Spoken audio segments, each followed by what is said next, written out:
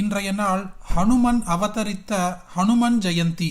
இது நாள் வரை நீங்கள் பார்க்காத செல்வமும் சந்தோஷமும் மன நிம்மதியும் உடல் ஆரோக்கியமும் அனைத்துமே ஒரே நாளில் கிடைக்க இன்று ஹனுமத் ஜெயந்தி என்று இந்த ஒரு ஹனுமனின் மந்திரத்தை கட்டாயம் சொல்லுங்கள். பதிவுக்குள்ள போறதுக்கு முன்னாடி இதுதான் முதல் முறையா நம்ம சேனலுக்கு வந்திருந்தா சப்ஸ்கிரைப் பட்டனை கிளிக் பண்ணுங்க. தினந்தோறும் உபயோகமான ஆன்மீக பதிவுகளை பெற நோட்டிபிகேஷன்ல இருக்கிற பெல் ஐக்கானை கிளிக் பண்ணுங்க. இந்த வீடியோவை லைக் பண்ணுங்க. ராம மந்திரம் எந்த இடத்தில் எல்லாம் உச்சரிக்கப்படுகிறதோ அந்த இடத்திற்கு எல்லாம் ஹனுமனே வந்து அமர்ந்து கொள்வார்.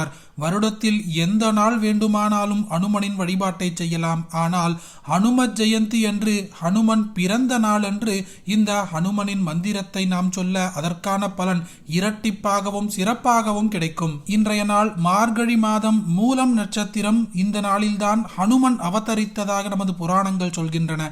இந்த நாளில் ஹனுமன் கோவிலுக்கு எந்தெந்த பொருட்களை வாங்கி கொடுத்து வழிபாட்டை மேற்கொள்வது என்பதை எளிமையாக பார்ப்போம். எங்களுடைய வாழ்க்கையில் சனி பகவானால் தான் பிரச்சனை, எங்கள் குடும்பம் சனி பகவானின் தாக்கத்தால் ரொம்பவும் கஷ்டப்படுகிறது என்றால் மிளகு வடை உங்களால் முடிந்த எண்ணிக்கையில் செய்து கொள்ளுங்கள்.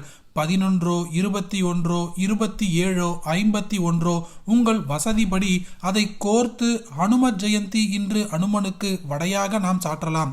உங்களுடைய குடும்பத்தில் இருக்கும் சனி பகவானின் தாக்கங்கள் படிப்படியாக குறையும்.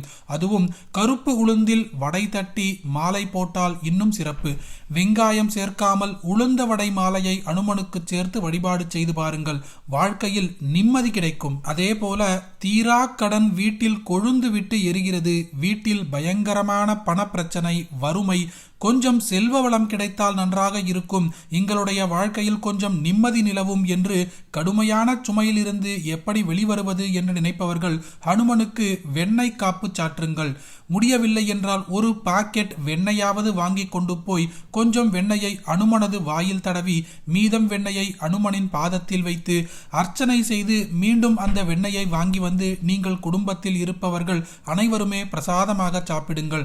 பணக்கஷ்டம் இருந்த இடம் தெரியாமல் போய்விடும். அதே போல சுபகாரிய தடை ஏற்பட்டு கொண்டே இருக்கிறது. கணவன் மனைவிக்குள் சண்டை சச்சரவு, ராகு கேத்துவால் பிரச்சனைகள் இருக்கும் போல இருக்கிறது. இதிலிருந்து வெளியே வர வேண்டும்.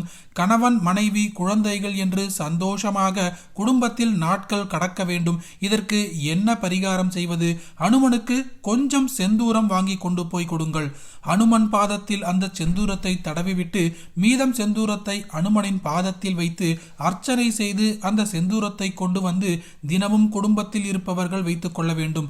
குடும்பத்தில் சந்தோஷம் பல மடங்கு அதிகரிக்கும். உங்கள் வாழ்க்கையில் வெற்றி மேல் வெற்றி கிடைப்பதற்கு ஹனுமனுக்கு வெற்றிலை மாலையை சாற்ற வேண்டும். அதே போல உங்கள் வாழ்நாளில் எப்பொழுதுமே சந்தோஷமாக இருக்க வேண்டுமா? ஹனுமனுக்கு ஏலக்காய் மாலையை சாற்றுங்கள். இப்படி ஹனுமனை ஹனுமத் ஜெயந்தி என்று உங்களால் முடிந்த முறையில் வழிபாட்டை மேற்கொள்ளலாம். இவையெல்லாம் செய்ய முடியவில்லை, வீட்டின் அருகில் ஹனுமனின் கோவில் கூட இல்லை என்று நினைப்பவர்கள் இந்த ஒரு ஹனுமனின் மந்திரத்தை பக்தியோடு 18 முறை சொல்லுங்கள். ஓம் ஸ்ரீராமதூத மகாதீர ருத்ரவீர்ய சமத்பவ அஞ்சனா கர்ப்ப சம்பூத வாயுபுத்திர நமோஸ்துதே புத்திர்பலம் யசோதைர்யம் நிர்பயத்வமரோகதா அஜாட்யம் வாக்படுத்வம் ச ஹனுமத் ஸ்மரணாத் பவேத். ஸ்ரீராமா ஸ்ரீராமா என்ற ராமநாமத்தை சொல்லிய பிற்பாடு இந்த ஹனுமனின் மந்திரத்தை சொல்லுங்கள். ஹனுமன் உங்கள் பக்கத்திலேயே இருப்பார். கண்ணுக்கு தெரியவில்லை என்று நினைக்க வேண்டாம்.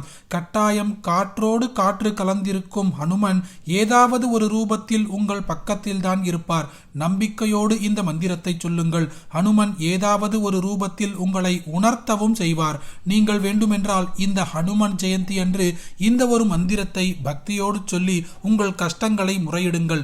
ஒரே நாளில் உங்கள் கஷ்டங்களுக்கான தீர்வு கிடைப்பது நிச்சயம். இன்று அனைவருமே கட்டாயம் தெரிந்து கொள்ள வேண்டிய இந்த பதிவை உங்களுக்கு தெரிஞ்ச எல்லாருக்குமே பகிருங்க. இந்த வீடியோவை லைக் பண்ணுங்க. நாளைக்கு மற்றொரு பதிவில் சந்திப்போம். ஹரி ஓம் மகா பெரியவா போற்றி.